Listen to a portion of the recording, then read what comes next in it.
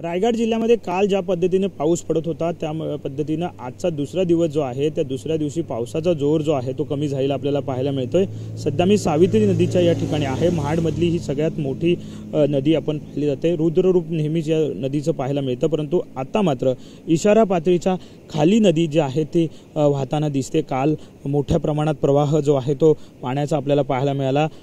रायगड जिल्ह्यात महाड, नागुटणे, रोहा या सगळ्याच ठिकाणी जे आहे शहरांमध्ये पाणी जे आहे ते भरलेलं होतं, परंतु आज मात्र हे पाणी ओसरलेलं आपल्याला पाहायला मिळतंय।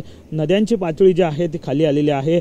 अंबा नदी सुद्धा इशारा पातळीच्या खाली वाहते, तर सावित्री नदी सुद्धा इशारा पातळीच्या खाली वाहते। त्यामुळे जनजीवन जे आहे ते आज सुरळीत झालेलं आपल्याला पाहायला मिळते। काल दिवसभर पाऊस जो आहे तो रायगड जिल्ह्यात मोठ्या प्रमाणात पडलेला आपल्याला दिसून आला आणि त्यानंतर नद्याने रुद्ररूप जो आहे तो धारण काल केला होता, परंतु सध्या मात्र संत गतीने ह्या नद्या ज्या आहेत त्या वाहताना आपल्याला पाहायला मिळतात आणि सध्या जनजीवन सुरळीत आहे। त्यातल्या ह्या दोन प्रमुख नद्या सावित्री आणि अंबा नदी या दोन्ही ज्या आहेत त्या इशारा पातळीच्या खाली वाहताना आपल्याला दिसून येत आहेत आणि सध्या ही आजूबाजूची लगतची जी शहरं आहेत ती सुद्धा सुरळीत सगळ्या व्यवस्था ज्या आहेत या शहरांमधल्या सुरू झालेल्या आपल्याला पाहायला मिळतात। काल मात्र ही सगळीच शहरं जी आहेत महाड, नागुटणा, रोहा ही सगळी शहरं जर आपण पाहिली तर ठप्प झालेली होती, यांची सगळी व्यवस्था ठप्प झाली होती। पण आज मात्र आपण जर पाहिलं तर पाऊस कमी झाल्यामुळे आणि नदीचा पाण्याची पातळी जी आहे ती कमी झाल्यामुळे सध्या आपण जर पाहिलं तर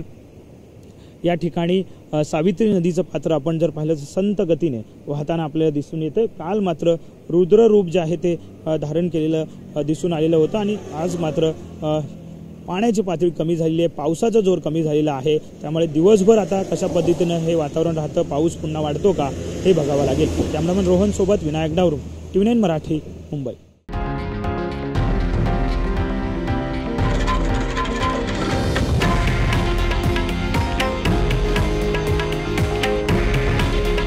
हे आहे देशातील नंबर 1 न्यूज नेटवर्क आणि आपण पाहत आहात TV9 मराठी।